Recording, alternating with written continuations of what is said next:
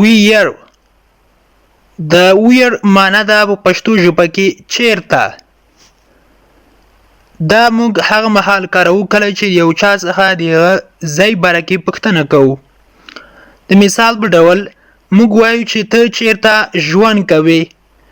Where do you live? Where do you live? بل دی how. د how مطلب دی څنګه. دا هغه مهال کارول کیږي کله چې د یو چا څخه د حالت یا وضعیت باره کې پوښتنه کیږي. مثال په ډول موږ وایو چې ته څنګه یې اوس. How are you now? How are you now? ته اوس څنګه یې. بل WH question دی what. What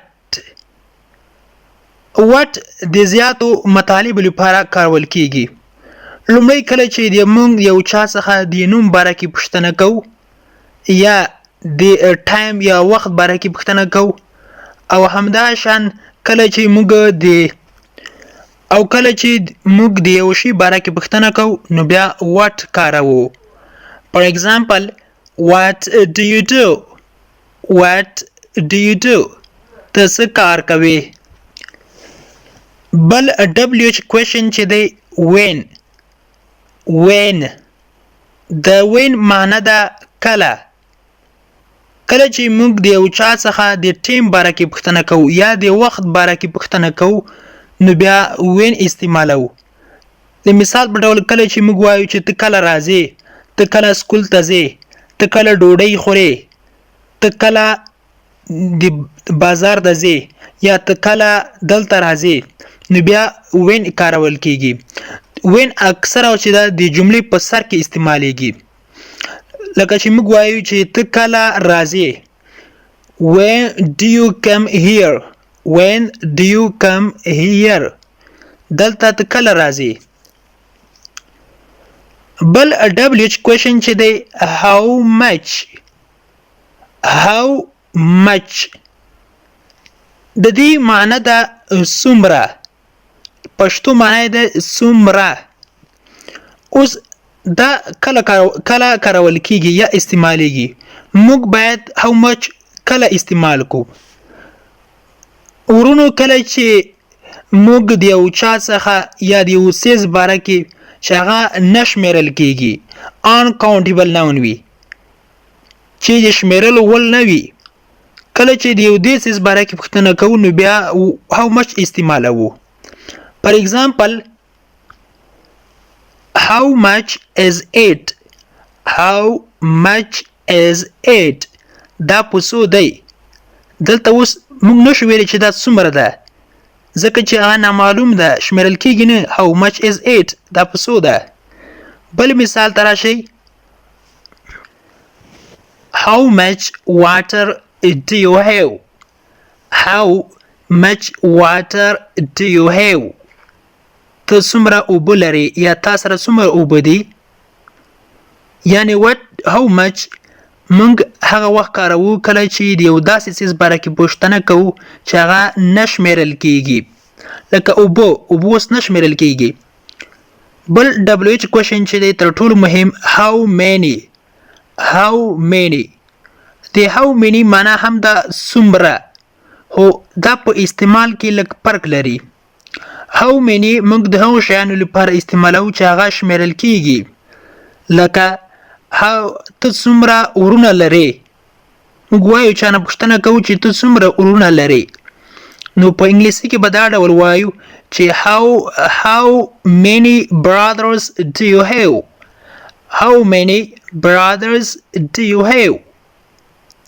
ته څو ورونه لرې یا څومره ورونه لرې. بل WH question چې دی whose. د whose مطلب دی د چا. کله چې موږ د ملکیت باره کې پوښتنه کوو، کله چې د یو چا څخه د یو څیز د ملکیت باره کې پوښتنه کوو چې دا شی د چا دی نو بیا whose کارول استعمالوو. د مثال په ډول موږ وایو چې دا موټر د چا دی. نو په انګلیسي کې به وایو whose car is this whose car is this دا موټر د چا دی بل WH question چې دی how old د دې مطلب دی څو کلن یا څو کلنه پښتو معنی هم دا ده اوس کله چې موږ یو چا څخه د هغه یا د هغې د عمر باره کې پوښتنه کوو نو بیا how old استعمالوو how old چې دی دغه د جملې په سر کې کارول کیږي یو خبره زه باید تاسو لپاره ذکر کړم چې دا خبره تاسو باید په ذهن کې یاد ولرئ چې څومره WH question چې دی دا د جملې په پایل کې په سر کې کارول کیږي په سر کې لیکل کیږي او دې ته ولې WH question وای ځکه ورته WH question وای چې دی په سر کې WH ده نو ځکه ورته WH question ورته وای یا WH سوالونه یا معلوماتي پوښتنې ورته وای پښتو ژبه کې لکه موږ وایو چې ته څو کلن یې how old are you ته څو کلن یې نو بیا موږ ځواب ورکوو چې زه 15 کلن یم I am 15 زه 15 کلن یم او که دا ډول ځواب ورکړي چې I am 15 years old زه 15 کلن یم بیا هم صحیح ده both of them are correct دواړه صحیح دي بل WH question چې دی how often څو ځله لغوي معنی هم دا ده څو ځلې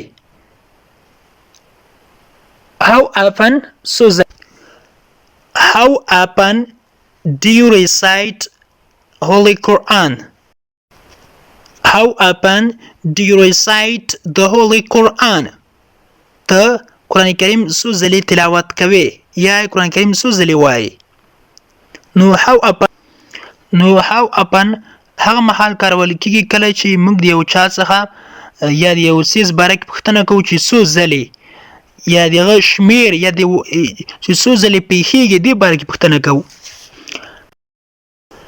which ځینې خلک ویچ تلفظ کوي ویچ خو دا incorrect یعنی ناسم ده دې اصلي تلفظ which ده which د which معنی ده کوم یو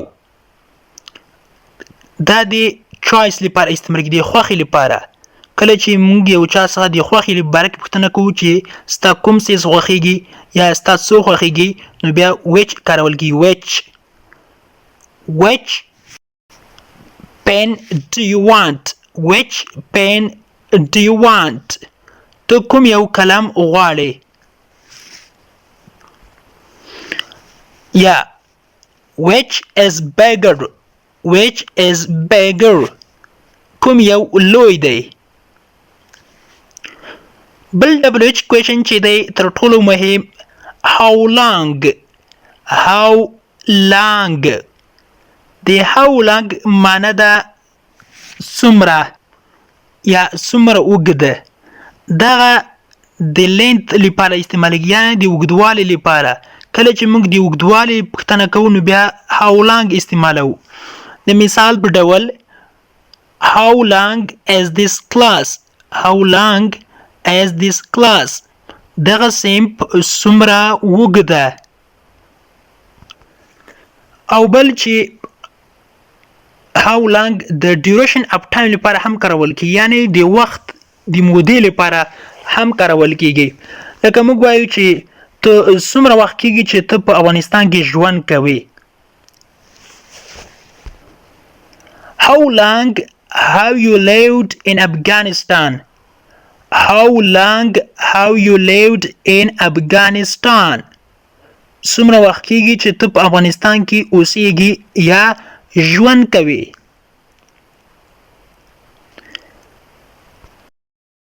د انګلیش ټو پښتو لرنینګ کورس ګرانو زده کوونکو د نن ورځې کلاس تر دې ځای پورې و هیله ده چې یو څه مو ورڅخه زده کړي وي. که غواړئ چې انګلیسي ژبه په سیمپل ساده پښتو ژبه کې زده کړئ نو مهرباني وکړئ زموږ انګلیش ټو پښتو لرنینګ چینل در سره سبسکرایب کړئ او ترڅنګ یې د بیل آیکن ووهئ او بیا په آل کلیک وکړئ. دې سره به زموږ هر نوی کلاس چې موږ یې روزانه اپلوډ کوو تاسو ته په خپل ټایم در ورسیږي. او که چیرته کومه غوښتنه نیوکه یا پیشنهاد لرئ نو مهرباني وکړئ موږ ته یې په کمنټ باکس کې پرېږدئ. تر بیا چې زه حاضرېږم تر هغې مو په پاک رب سپارم. هر چیرې چې یاست الله مو مل شه. Thank you so much for watching.